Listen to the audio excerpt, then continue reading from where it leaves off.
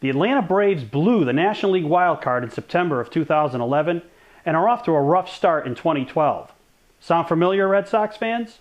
Hey everybody, it's Paulie. Welcome back to This Week in Red, where we're talking all things Red Sox and Major League Baseball.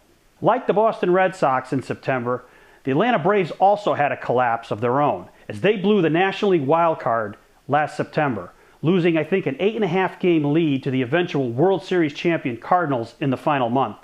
And if there's any team that felt worse coming into 2012 than the Red Sox, it has to be the Braves, who look at the Cardinals, the World Series winner, and said, you know what? That could have been us if we could have hung on to the wild card. We might have been able to win the World Series.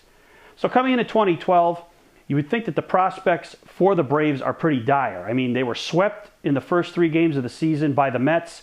They then went to Houston and won a couple games, but I'm not sure what that really means. The Astros are one of the worst teams in baseball. But when you look at the Braves, they have a couple of things that make them a little bit stronger in a couple areas than the Red Sox. And it might not show up in the standings at the end of the year because Philadelphia, Washington, and Miami are much better teams than the Braves overall.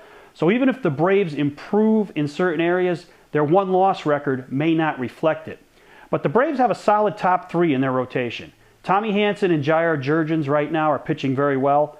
They do have Tim Hudson on a 15-day DL, but they expect to get him back. And if they can get him situated the way we know he can pitch, the Braves have a good core at the top of that rotation. And the bullpen is the biggest difference between, I think, the Braves and the Red Sox. In Johnny Venters and Craig Kimbrell, the Braves have probably the best 1-2 setup closer combo in the National League. These guys carried that Atlanta bullpen last year and kept the Braves in contention most of the season as they were lights out. The problem was they got tired in September, and as a result, the Braves lost their grip on the wild card. But if the Braves have learned from that, they'll hopefully space out the appearances of Venters and Kimbrell this year, giving them a little bit better chance to have success late in the season. The problem for the Braves, though, is their lineup. If they can get leads to their bullpen, they're going to win a lot of games. The question is, will they score enough runs to do so?